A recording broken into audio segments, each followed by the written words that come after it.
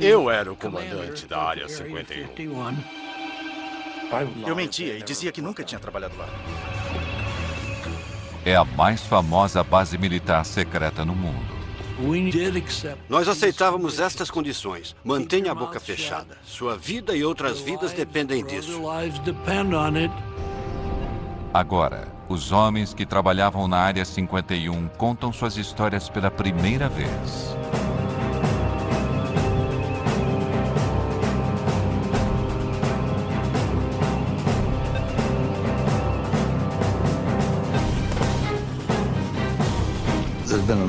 Houve uma grande quantidade de informações erradas, alimentadas pela curiosidade natural das pessoas.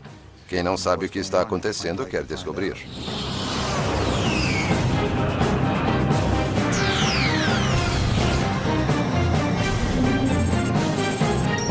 Os mistérios da Área 51. Atenção, instalações da Força Aérea Americana.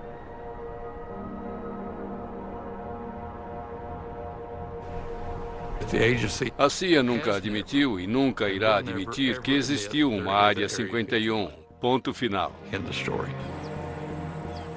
Criada pela CIA em 1955 para desenvolver e testar os projetos militares mais secretos dos Estados Unidos, a Área 51 recebeu o nome de uma coordenada em um mapa. Embora oficialmente ela não exista, imagens atuais de satélite do deserto de Nevada mostram 7 pistas e mais de 25 hangares. Envolta em segredos, o acesso sempre foi muito restrito. Mas, finalmente, os primeiros programas que deram início a tudo estão sendo liberados e lembranças podem ser trazidas à luz. Era uma verdadeira Guerra Fria. Havia bombas nucleares destinadas a todas as grandes cidades. E era como se fossem duas pessoas. Quem vai dar o primeiro soco? Muitas vezes, a democracia tem de dar lugar ao controle rigoroso dos militares para que se possa realizar algo que permita que seu país sobreviva. E era assim que todos pensávamos, imagino.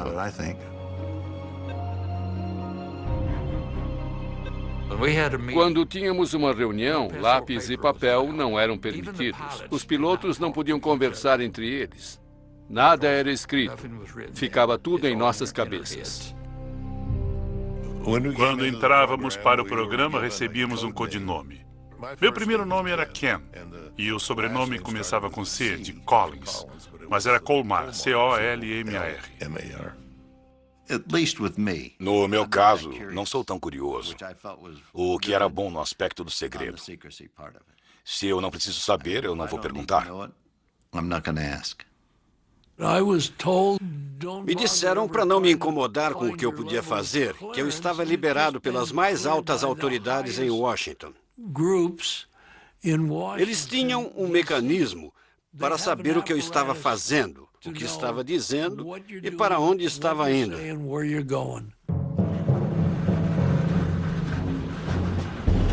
A base foi construída em torno de um lago seco conhecido como Lago Groom.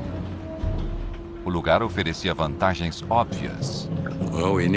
Precisávamos de um bom lugar para pousar, onde pudéssemos pousar de qualquer direção, dependendo de onde o vento viesse, e um lago circular servia a esse propósito. Também era protegido por montanhas em torno dele, assim não era muito visível. Liso como vidro. Era inacreditável. Eu podia ir de carro na velocidade máxima e não sentia nenhum solavanco. Era fantástico. O Lago Groom era muito amplo. Havia vários trailers nos quais vivíamos. E havia um prédio comum onde comíamos. Não tínhamos TV nem rádio. Eu não tinha nenhuma mulher. Houve uma mulher que cuidava das finanças da companhia e foi lá e passou uma noite. Foi a única de que ouvi falar. O primeiro nome dado ao lugar foi Rancho Paraíso. Eles achavam que isso ia suavizar o impacto da austeridade. Foi uma tentativa de convencer as pessoas de que não era tão ruim quanto parecia.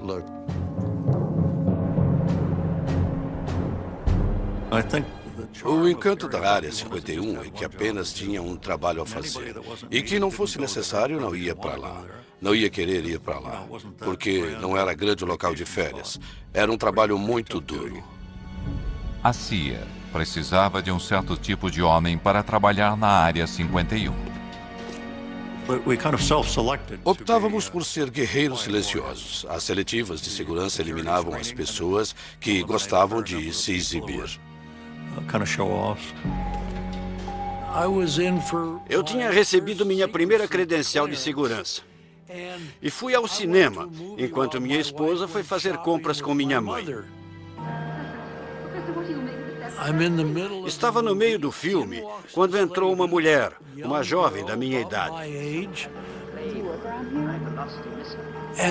E no meio do filme, ela me perguntou se eu morava em Las Vegas, há quanto tempo morava em Las Vegas e o que eu fazia. Ela não gostou das respostas. Em meia hora, ela se levantou e saiu.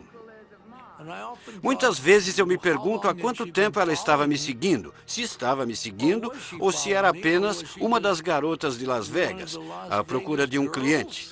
Nunca vou saber.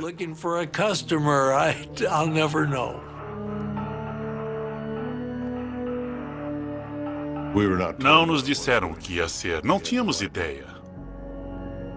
Diziam apenas que era extremamente sensível e que não devíamos comentar com ninguém.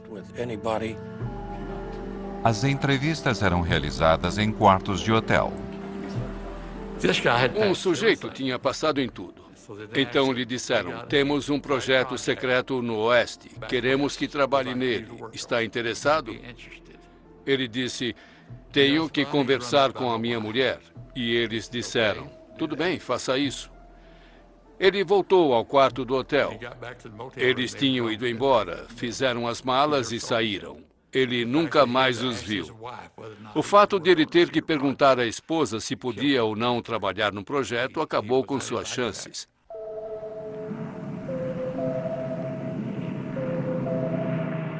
A Área 51 foi criada para um projeto ultra-secreto chamado Aquatone.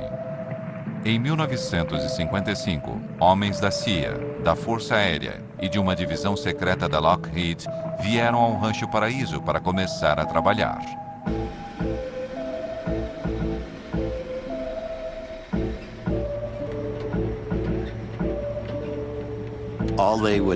Todos nos perguntavam, você vai realmente ser voluntário para ser uma cobaia? E a maioria das pessoas não aceitava, mas eu aceitei. E sabíamos que tínhamos que usar trajes pressurizados. Tinha que ser alguma coisa envolvendo altitude.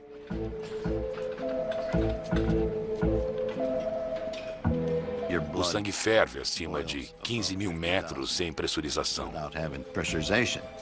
Então, se você perder a pressurização acima dessa altitude, o traje salva sua vida.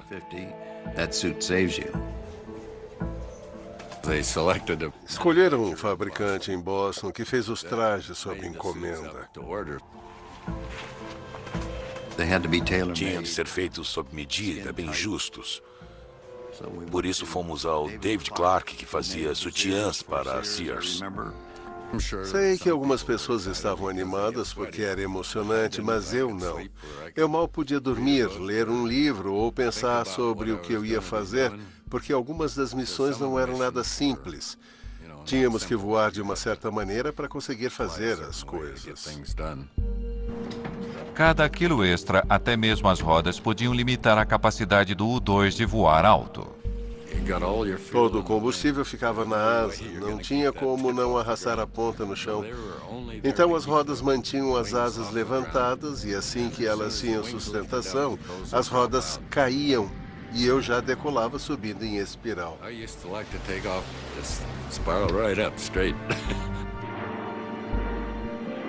O governo dizia que o U-2 estava sendo usado para pesquisas climáticas. Essa era a nossa desculpa, um esquadrão de reconhecimento climático. Se não é um avião convencional, então o que será?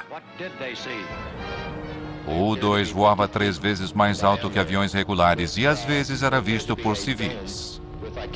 Eu não tenho certeza, mas acho que vi o reflexo do sol numa janela de observação ou algum tipo de escotilha. Em meados da década de 1950, quando o interesse pela Guerra Fria e pelos OVNIs estavam no auge, Eu acho que era do espaço, mas amigável. o avião prateado às vezes criava confusões. Era pura liga de alumínio e parecíamos uma estrela brilhante lá em cima. Os pilotos eram orientados a negar tudo, até mesmo para os controladores de voo. Havia relatos de coisas voando bem alto. Eles podiam até ligar, mas não recebiam nenhuma informação, só desculpas. Sobrevoei a fronteira canadense. Um controlador de voo questionou a minha altitude. Ele foi bastante preciso, mas eu disse, não precisa calibrar seu equipamento. Não estou a essa altitude. Em 1957, voos secretos de U-2 eram a fonte de metade de todos os relatos de avistamentos de OVNIs, mas eles não eram nada, comparado ao que viria. Voltaremos a seguir com Semana Especial.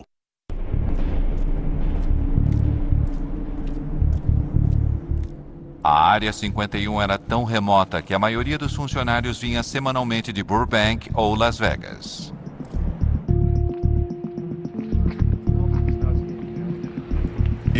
Minha família ainda estava dormindo quando eu acordava. Na segunda de manhã eu tinha que sair cedo para pegar o avião, que geralmente partia às 8 horas. Nunca sabíamos como seríamos levados até lá. Brincávamos dizendo que numa semana voávamos com bombas e na semana seguinte com galinhas. Não sabíamos o que estava no compartimento de carga do avião. Quando descíamos do avião, passávamos pela segurança e eles conferiam nossos crachás para garantir que éramos as pessoas certas. Faziam isso sempre. Tinha uma segurança muito boa. Jim Friedman se deslocava diariamente. Eu tinha 3 filhos. E na escola sempre se pergunta, o que seu pai faz? Eu dizia que consertava televisores. E a minha esposa ficava tão ocupada na criação dos filhos, em prepará-los para a escola, que ela não se interessava muito. E ela sabia que eu mexia muito com televisores.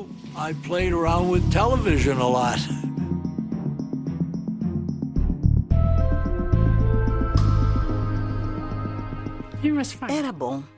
Tínhamos uma vida boa. Embora às vezes ele não voltasse para casa durante uma semana. Mas ele ligava, avisando que tinha que trabalhar. E as crianças, especialmente a minha filha, dizia, cadê o papai? Teve que fazer hora extra? Eu não sabia o que ele fazia. Era uma rotina estranha.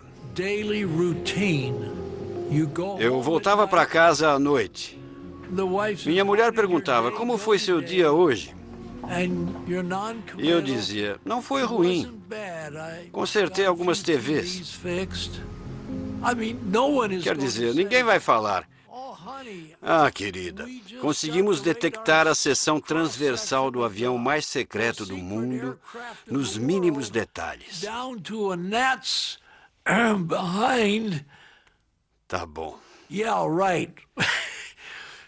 o que você fez hoje? Nada. Não podíamos nem tocar no assunto.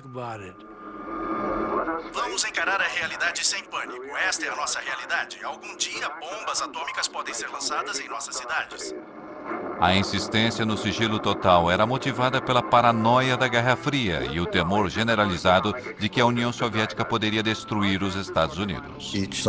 Um lado desconfiava do outro e o país tinha medo de ser dizimado por um ataque nuclear. Não se confiava em ninguém, nem mesmo nos pilotos de teste da Área 51. Em 1963, o avião de Ken Collins caiu em uma missão de treinamento. Uma semana depois, me perguntaram se eu concordaria em ser hipnotizado. Queriam descobrir se eu não tinha esquecido alguma coisa. Eu concordei. Então, eles trouxeram um psiquiatra importante de Boston.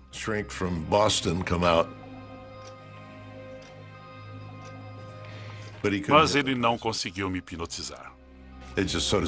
Ele ficou sentado falando comigo normalmente, e eu continuava sendo como sempre fui, e ele não conseguiu me hipnotizar. Uns dias depois, um cirurgião da Lockheed chamou e perguntou se eu permitiria que me aplicassem pentotal de sódio. Eu disse que sim, que faria sem problemas. Eu disse à minha esposa que estava indo para Lockheed trabalhar. E ela disse, é domingo, você nunca trabalha no domingo. Eu disse que era um dia especial e ela concordou. Às 6 da tarde, eles me levaram para casa e eu ainda estava sob a influência do pentotal de sódio. Eles me puseram na cadeira da sala de estar, se despediram e saíram. Não falaram nada para minha esposa. Tinham levado meu carro, deram a chave. Ela ficou uma fera. Pensou que eu estava bebendo com os caras. Mas no fim concluíram que tudo que eu tinha dito era verdade.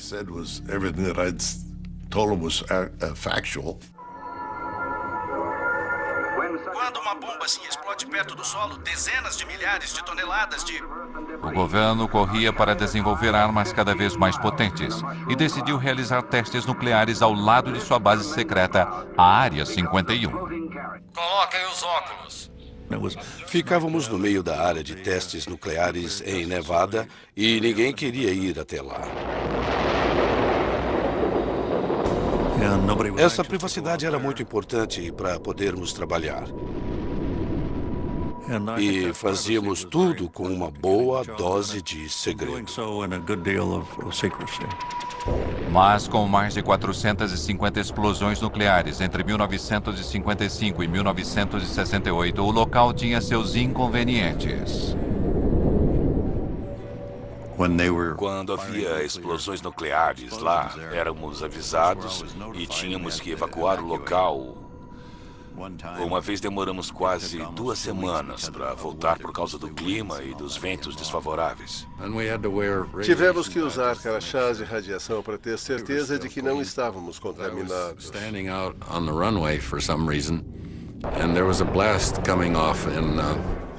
Eu estava na pista de decolagem e houve uma explosão em Yucca Flats. E eu vi ondas no solo vindo na minha direção. O solo subia e descia. Foi uma explosão subterrânea. Era inacreditável ver aqueles círculos no chão.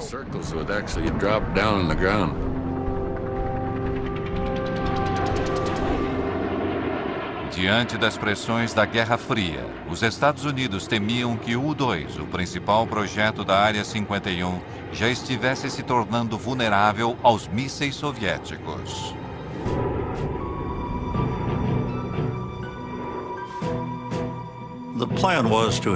O plano era ter uma aeronave tripulada sucessora do U-2, com menor vulnerabilidade e maior capacidade. Pouquíssimas pessoas na CIA sabiam disso. No final dos anos 50, a Área 51 tinha um novo projeto ultra secreto. Em 1958, comecei a trabalhar no que era chamado de Oxcart. Em 1960, me avisaram que eu tinha sido selecionado para uma espécie de programa de astronauta. Era uma aeronave que propusemos à CIA, que iria voar em altitudes muito elevadas, cerca de 27 quilômetros de altitude. A intenção inicial era voar o mais rápido e o mais alto possível, dificultando ao máximo a detecção de radares. Voávamos tão rápido que, se você estivesse na Califórnia, voando no sentido norte-sul, e fizesse uma curva naquela velocidade e naquela altitude, Não ia continuar no estado da Califórnia. Era tão rápido que você sairia do estado. Durante a Guerra Fria, informações eram tão poderosas quanto armas. O Oxycart deveria ser a grande ferramenta de espionagem americana. O primeiro avião invisível do mundo voaria mais alto e mais rápido que um míssil. Milhares trabalharam no projeto do avião nas instalações da Lockheed em Burbank, na Califórnia.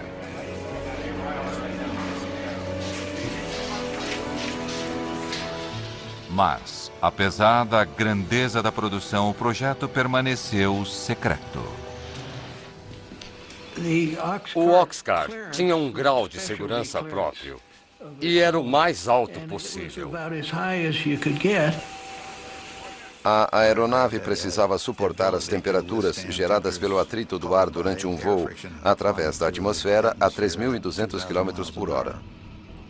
O Oxcart tinha 93% de titânio, um material que nunca tinha sido usado num avião.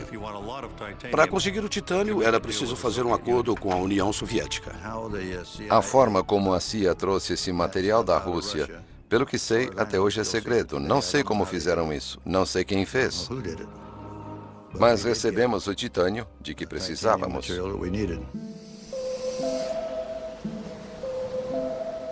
Quando o protótipo do Oxcart ficou pronto, o governo precisava levá-lo da linha de produção na Califórnia até a Área 51.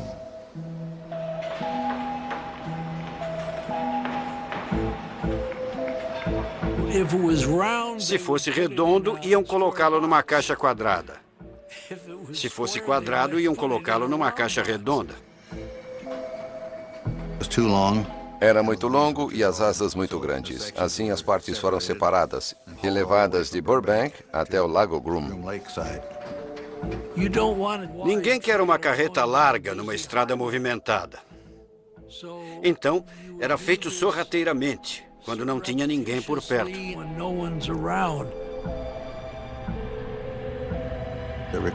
Foi preciso ajuda da Polícia Rodoviária da Califórnia, de Nevada, da CIA e de muito mais gente.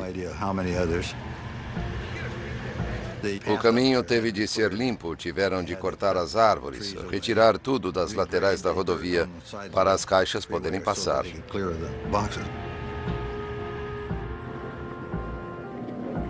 Eles não podiam saber o que estava nas caixas, mas tinham de saber que era uma coisa que tinha de ser protegida e mantida em segredo.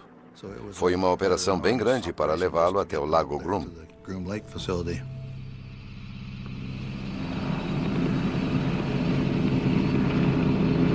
Ken Collins foi um dos primeiros pilotos a ver o Oxcart depois que ele chegou à Área 51.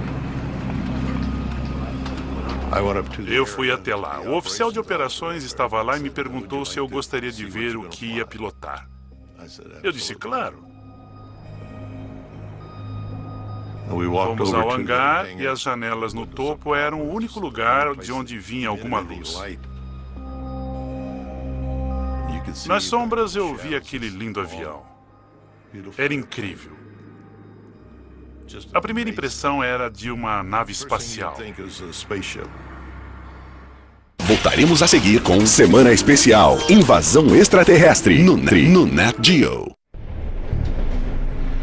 Dentro da Área 51, cerca de 2.000 trabalhadores tinham um único objetivo: concluir o mais recente projeto secreto.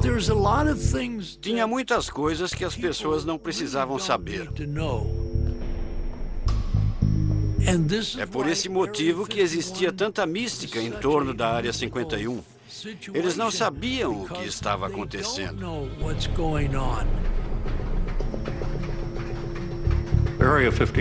A Área 51 só tinha um propósito: desenvolver o Oxcart e colocá-lo em operação no exterior.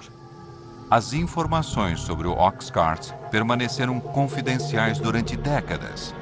Seu sucessor, o icônico SR-71 Blackbird, é muito mais conhecido. Mas atualmente, detalhes sobre o Oxcart finalmente estão sendo revelados.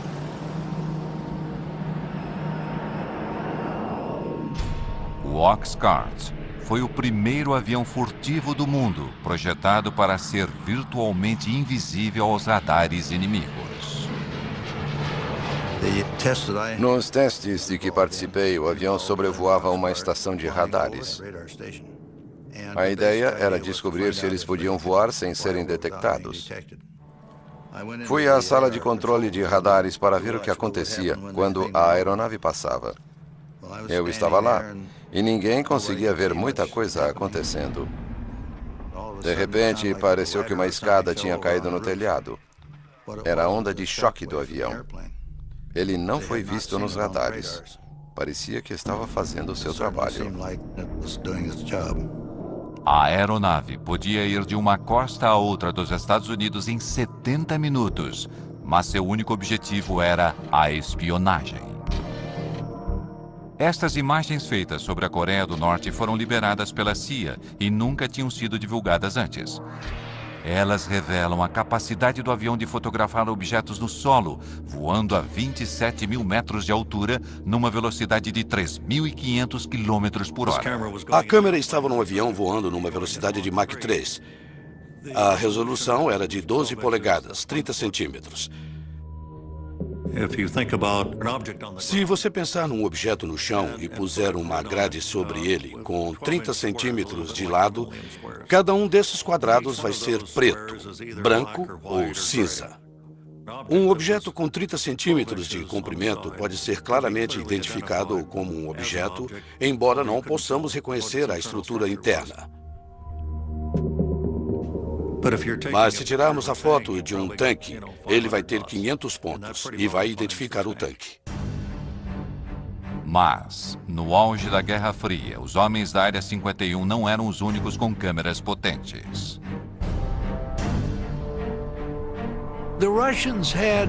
Os russos tinham de 4 a 6 do que chamávamos de latas de cinzas. Tínhamos uma estação de monitoramento de satélites e éramos avisados do momento em que o satélite deveria passar. Quando se aproximavam da nossa região, fechávamos tudo. Tínhamos galpões de emergência. Se um avião estivesse a céu aberto, quando o satélite estivesse se aproximando, era rapidamente levado para esses edifícios. Mas, às vezes, um modelo do Oxcart era colocado sobre um pilar para que suas propriedades furtivas pudessem ser testadas. E com os soviéticos espionando do alto, isso representava um problema. Era muito difícil disfarçar um avião em cima de um poste quando o satélite passava. O pessoal da segurança não queria que eles vissem. Não tínhamos outra opção a não ser tirar a maquete de lá e colocá-la no hangar. E depois colocá-la de volta no lugar.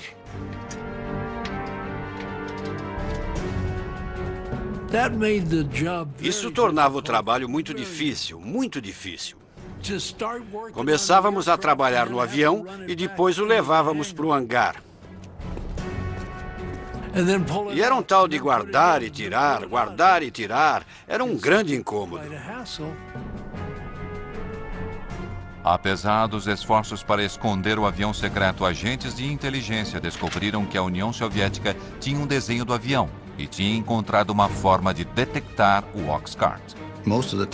Fazíamos a maioria dos testes durante o dia. A radiação do sol aquecia tudo, menos a sombra. Se deixássemos a maquete ali durante meia hora, ela deixaria uma sombra que uma câmera infravermelha conseguiria captar. Assim, os homens da Área 51 passaram a criar aviões falsos para enganar os soviéticos. Sabíamos que o satélite ia passar e desenhávamos o contorno de algum tipo de avião exótico na frente de um dos hangares. A maioria era de papelão. E um pouco antes de o satélite passar, colocávamos um aquecedor na traseira para mostrar um sinal de calor, como se o avião tivesse acabado de pousar. Queríamos que pensassem que tínhamos alguma coisa que eles não tinham. E eles, com certeza, investiram muito tempo e dinheiro tentando descobrir o que era. Em Washington, objetos fantasmagóricos pontuaram as telas dos radares. Engodos criados para proteger o Oxcart alimentaram os rumores sobre a Área 51. Caças passaram várias horas perseguindo os objetos vistos no radar. Realizamos 2.850 missões partindo da Área 51 sem que ninguém soubesse. O avião não existia e, naturalmente, dependendo da luz do sol, era visível e acabava se tornando um avistamento de OVNI. O general Sandford, diretor de inteligência da Força Aérea, confirmou que os objetos não são armas secretas americanas e afirmou que a Força Aérea vai investigar. Isso foi na época em que a Força Aérea conduzia o projeto Blue Book, investigando os avistamentos de OVNIs. Eles começam a investigar e, de repente, encontram uma parede de segurança. Disseram que era uma missão ultra secreta, tinham que inventar uma história e esquecer que aquilo tinha acontecido. Recebemos e analisamos entre 1.000 e 2.000 relatórios. Assim, os pobres coitados do projeto Blue Book tiveram que inventar uma história para explicar os avistamentos. Com todo respeito à Força Aérea, acredito que alguns deles sejam de origem interplanetária. Os controladores de tráfego aéreo tiveram de ser alertados para não relatarem algo se movendo tão rápido no espaço aéreo americano para não alarmar as pessoas. Os pilotos comerciais criavam problemas. Eles viam a aeronave subindo, chegando a 24.000 metros. E os aviões comerciais estavam a 12. E eles entravam em contato com o solo e falavam feito desesperados. Mas eles viam. E os passageiros viam. O FBI ia até o aeroporto em que pousavam e os faziam assinar um documento para não revelar o que tinham acabado de ver. Mas acontecia um desastre na Área 51. A máquina de acobertamento era acionada.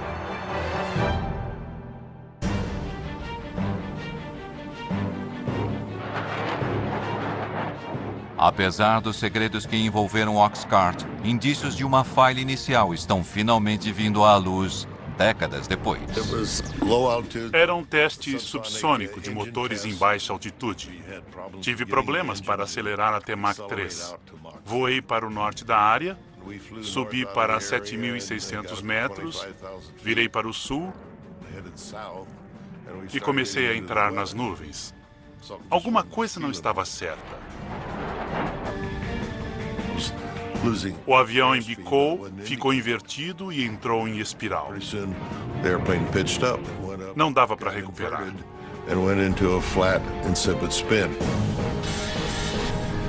Então achei melhor ejetar. Foi o que eu fiz. Ejetei para baixo porque eu estava de cabeça para baixo.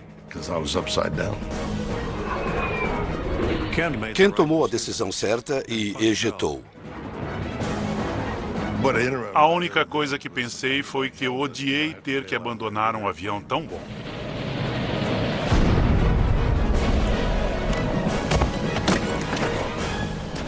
Ele desceu em algum lugar perto de Wendover, Utah. Eu pousei, recolhi o paraquedas, porque achei que ia precisar dele. Talvez tivesse que passar a noite ali e ia dormir dentro dele.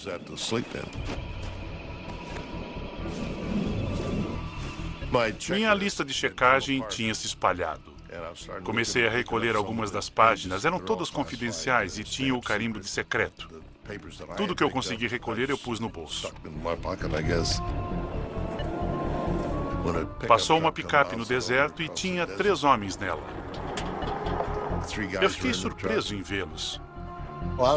Eles disseram para subir, que iam me levar ao avião. Eu disse, não, é um F-105. Essa era a história que contávamos. Eu disse, tem uma arma nuclear a bordo.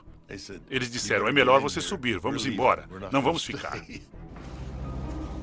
Então entrei na frente com eles. Ficamos em 4 pessoas lá dentro.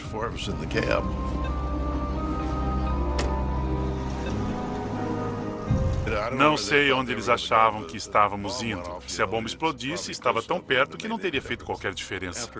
Depois da história que Collins contou, eles não estavam muito ansiosos para ir até o local da queda.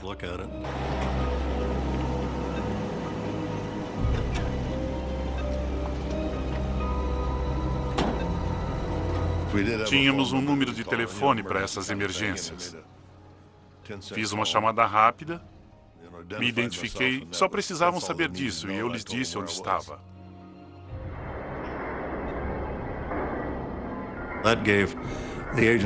Isso deu à agência 2 dias para recolher tudo e limpar a bagunça. Do contrário, teria sido uma verdadeira festa.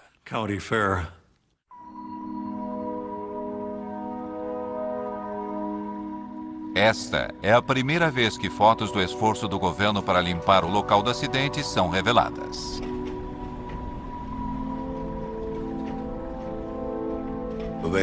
Dois homens do nosso pessoal de sobrevivência, que faziam parte da equipe de segurança, mais tarde voltaram lá a cavalo e vasculharam todo o lugar para ver se alguma coisa confidencial tinha ficado para trás.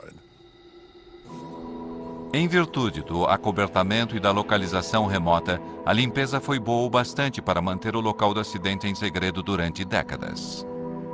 Foi considerado um acidente de F-105. Aviões caem o tempo todo em torno das bases militares. E tudo foi esquecido. 50 anos depois, o historiador aeroespacial Peter Merlin encontrou o local do acidente que o governo tentou apagar da história.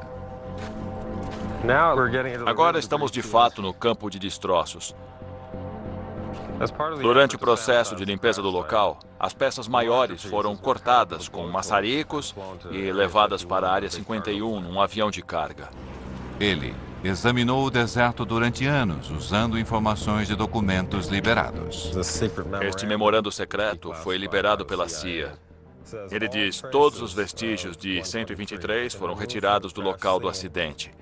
Minha experiência com locais de acidentes diz que sempre resta alguma coisa. Esta peça aqui faz parte da estrutura da asa. O A é de A12, W indica a asa, e 667 era o número do desenho. Isto é do interior da cabine, é o selo de inspeção.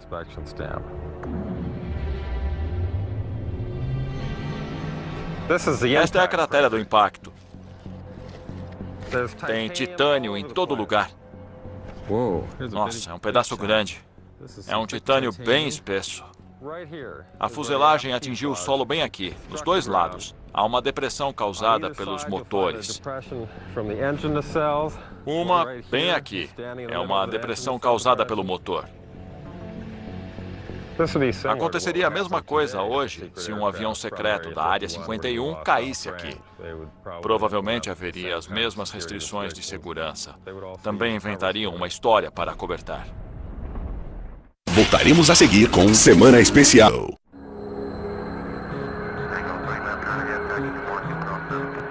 Aeroporto McCarran, Las Vegas. Dias de hoje. Um hangar particular para jatos não identificados. Diariamente, funcionários continuam fazendo a mesma viagem para a Área 51, que ocorre desde os tempos do U-2 e do Oxcart. Esses primeiros programas tornaram a Área 51 um lar permanente para projetos secretos americanos. Se você procurar nos registros, nunca houve um voo sequer no Lago Groom. Nada era o que parecia ser. Voo 963, liberado para decolar. E o mistério continua até hoje. O orçamento militar anual para projetos secretos militares é de 41 bilhões de euros. O nível mais alto na história dos Estados Unidos. Mas nem mesmo aqueles que já sacrificaram tanto pela Área 51 conhecem os segredos. Gostaria de saber o que estão fazendo, mas não sei. Ouvi falar até que a Área 51 serve de acobertamento para uma área muito mais secreta. Eu não sei. Também não posso confirmar isso. Não tenho ideia. Gostaria de saber. O sigilo e os acobertamentos continuam alimentando os rumores.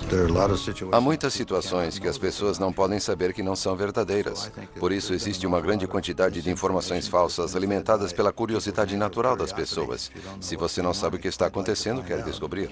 Muitas vezes, até mesmo a especulação mais absurda contém uma ponta de verdade.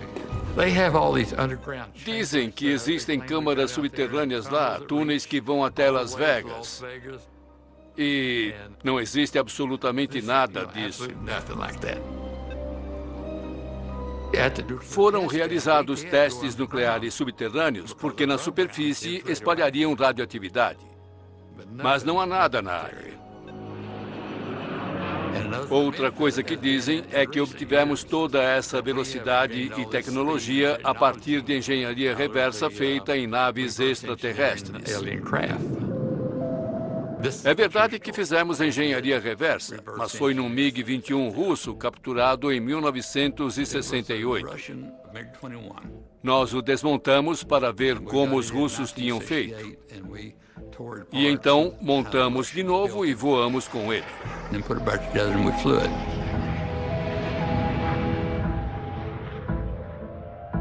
Até mesmo a teoria da conspiração de que o governo encenou o pouso na Lua na Área 51 tem um certo fundamento. Na área de testes atômicos, testamos o veículo que enviamos para a Lua. Testamos todos os sistemas de suporte de vida. Os astronautas foram treinados nas crateras das bombas atômicas. Daí surgiram essas histórias malucas.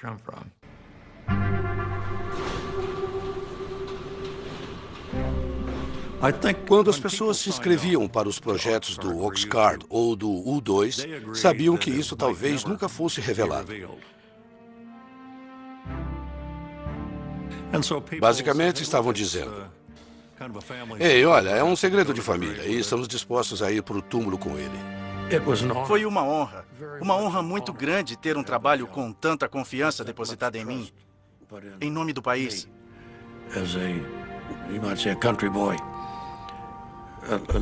Muita confiança foi depositada em pessoas como eu, que trabalharam lá.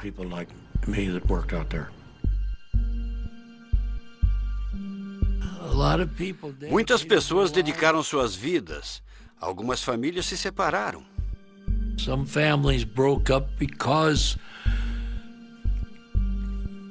Porque a esposa não sabia se o marido ia voltar para casa à noite. Não era apenas um emprego.